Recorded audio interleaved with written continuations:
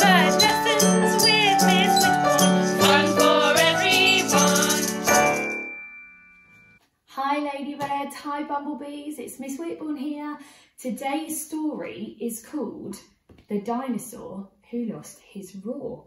The authors of this book are Russell Punter and Andy Elkerton. And this is a lovely story about a dinosaur who uses his roar to scare the other dinosaurs until one day he loses it. He loses his voice.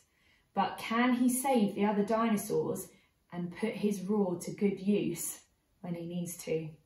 Have a lovely day. Bye. Deep inside the forest lived a dinosaur named Sid. He always got in trouble for the noisy things he did. Spike was picking berries. Sid crept up like a cat. He let out such a mighty roar that Spike got covered. Splat! That wasn't funny, Sid, growled Spike. The juice went in my eyes. Enjoy your breakfast, Sid replied. Who else can I surprise? Ross was standing by the pool to see what he could catch when Sid let out a mighty roar. Poor Ross went tumbling. Splash! I hope you liked your swim, Ross. You'll dry out in the end. That wasn't funny, Ross replied. I thought you were my friend. Sid saw Ellie hunting eggs.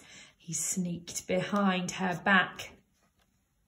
He let out such a mighty roar.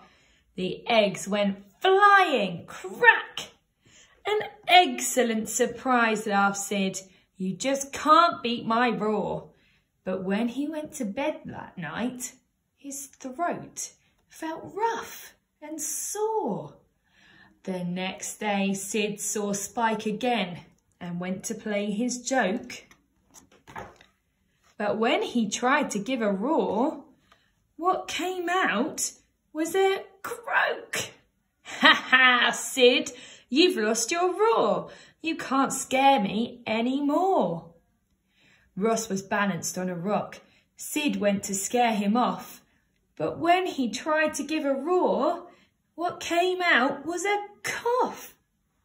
Ha ha, Sid, you've lost your roar. You can't scare me anymore. Sid tiptoed up to Ellie, but struggle though he might, no roar would come out, just a rasp. His throat felt oh so tight. Ha ha, Sid, you've lost your roar. You can't scare me anymore. Sid spent a whole week getting well with honey and sweet tea. Oh, I wish I hadn't played those tricks. Now the joke's on me. Soon Sid felt fit to see his friends.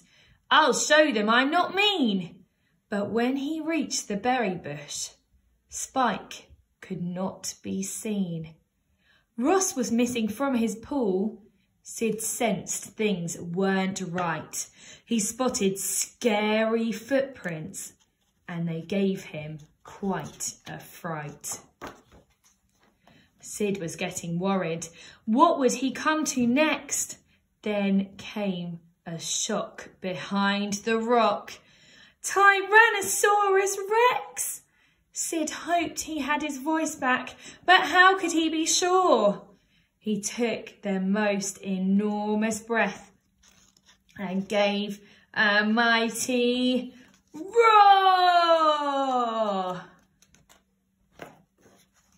The T-Rex headed for the hills. Sid's pals were safe once more. 3 cheers for Sid the hero. You're the greatest dinosaur.